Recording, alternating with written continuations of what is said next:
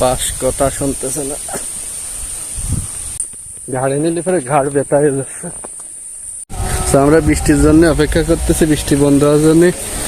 ঘূর্ণি ছোট হয়ে গেল, এই যে মাপটা দেখা, এটা হচ্ছে বাস।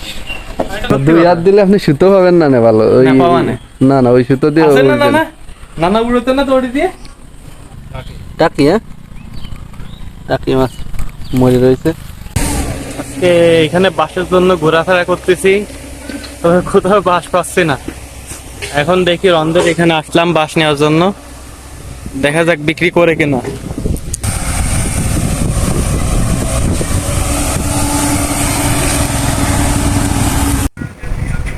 এই যে এইখানে দেখতে পাচ্ছেন, এই ক্যানালটা আমাদের নানু বাড়ি থেকে 1 কিলোমিটার দূরে, এবং এই ক্যানাল ধরে আমি বাস খুঁজছি অনেক জায়গায়, 1 ঘন্টার উপরে বাস খুঁজছি অনেক বাড়িতে, কিন্তু কোথাও পাই নাই।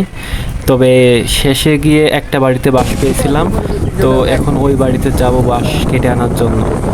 সো চলেন যাওয়া যাক। তো আজকের দিনটা অনেক মেঘলা ছিল, আর বাঁশ কাটতে যখন গেছিলাম তখন এত মেঘ করছিল, মনে হচ্ছিল যে বাঁশ কেটে বাড়িতে নিয়ে যাইতে পারবো না, তার আগ দিয়ে বৃষ্টি হবে। ঘটনাটা তাই ঘটছিল, আসার পথে আর কি বৃষ্টি শুরু হয়ে গেছিলো। এই বাসে হবে না বেকার আসেন।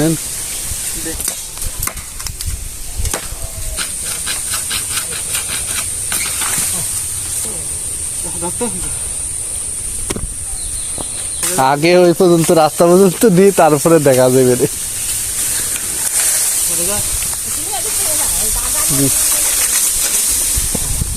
তো বাস মনে হচ্ছে একটু ইয়াং বাস।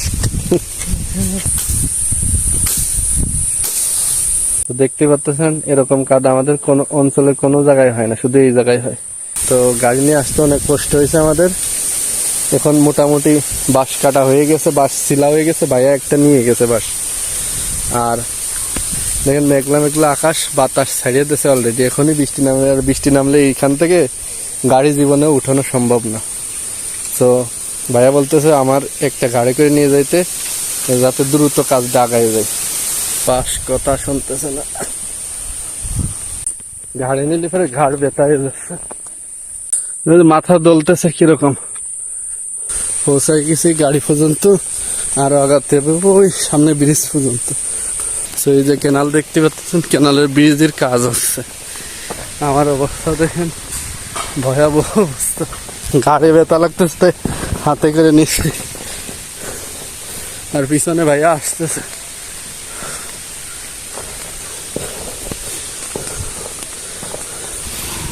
চলে আসে বৃষ্টি পড়তেছে, দেখেন ভয়াবহ অবস্থা। বাস আর একটা কোন জায়গায় রাখেছেন? আমরা বৃষ্টির জন্য অপেক্ষা করতেছি, বৃষ্টি বন্ধ হওয়ার জন্য। বৃষ্টি হালকা পাতলা করে পড়তেছে আর কি। আর এই দেখেন ভাইয়া ভিজে গেছে। এমন টাইমে আইছি আমরা, আর কি বলে ধরা খেয়ে যাওয়ার পর। আর এইখানে ব্রিজের কাজ হচ্ছে। তো ভাইয়া এখন না বসে থেকে আমি করলাম দেখি যে ভ্যান ট্যান যদি একটু পাই সামনে দিয়ে, ওই সামনে দিয়ে গেলে পারে ভ্যানের এখানে স্টেশন আছে, তাড়াতাড়ি যান। তো ভ্যান হায়ার করতে গেলে দেখি ভ্যান পাওয়া যায় কিনা।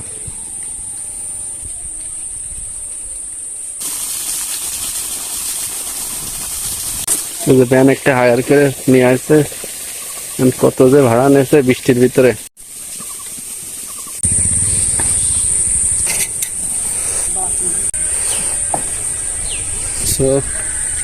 দেখি নানুকের বাড়ি নিয়ে যেয়ে মাপ মতো নাকি কাটতে হবে, কাটার পরে শুকাতে হবে। এখন প্রসেস অনেক বাকি রয়েছে।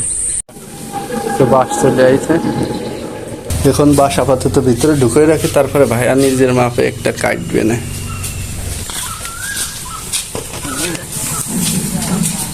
একটু সাইড করে রাখেন, যান যান।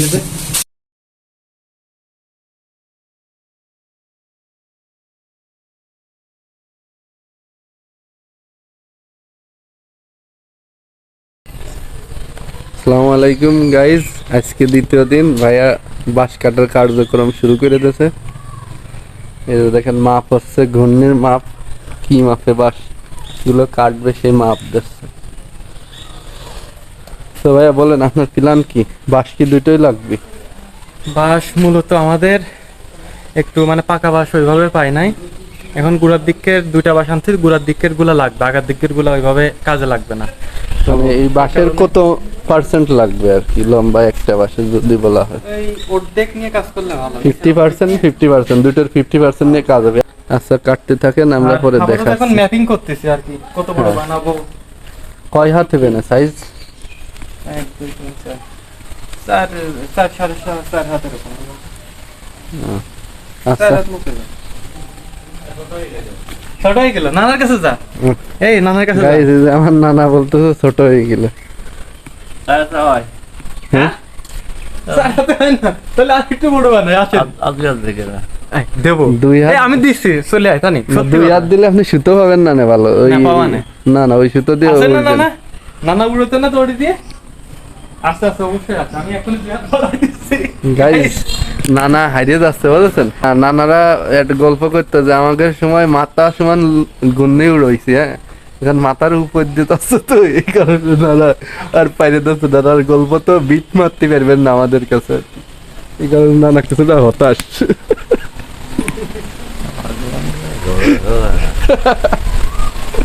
চলেন পুকুরের দিক যাই। না না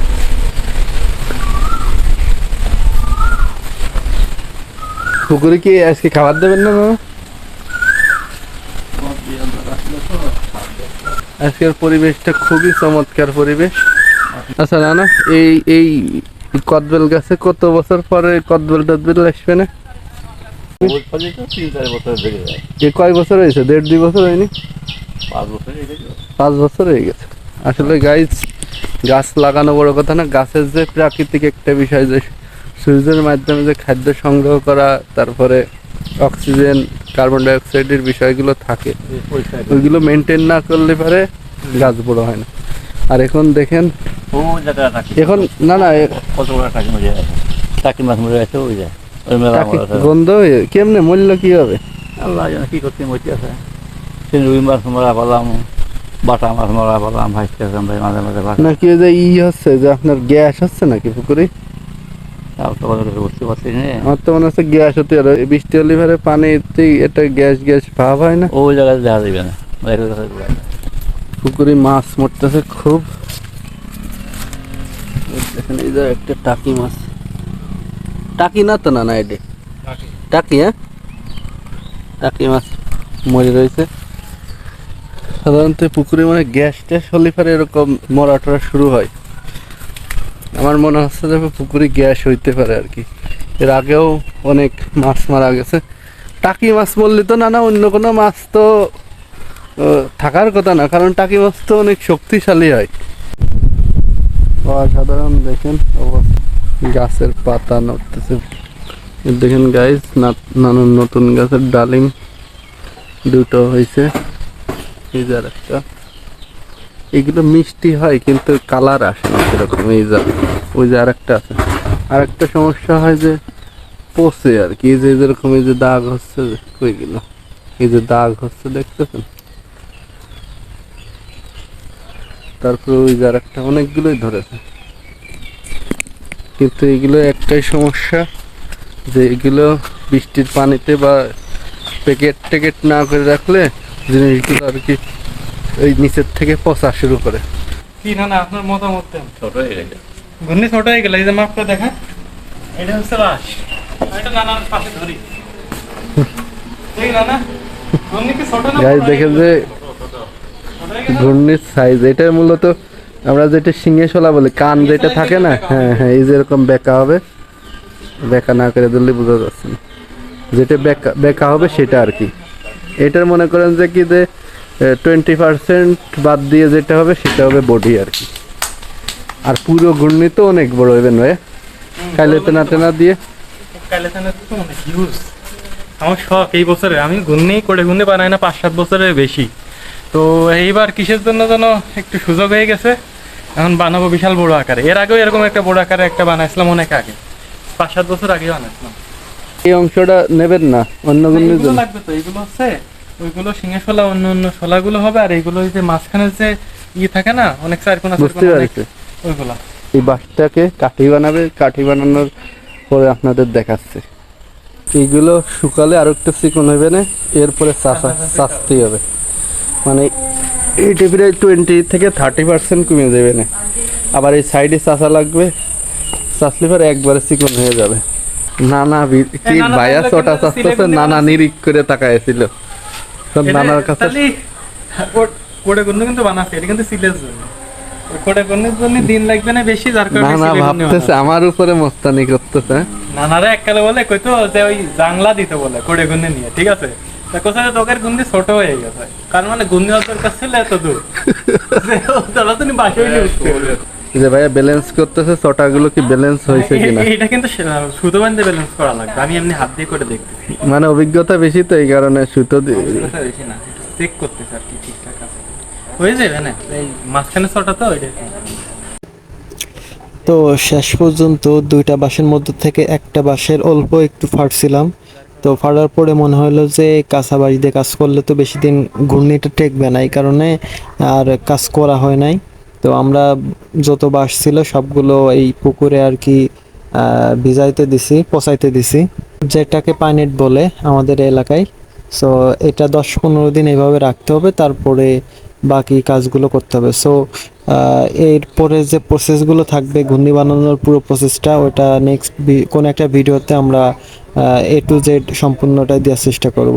সো আজকে এই পর্যন্তই, সবাই ভালো থাকেন, সুস্থ থাকেন, আল্লাহ হাফেজ।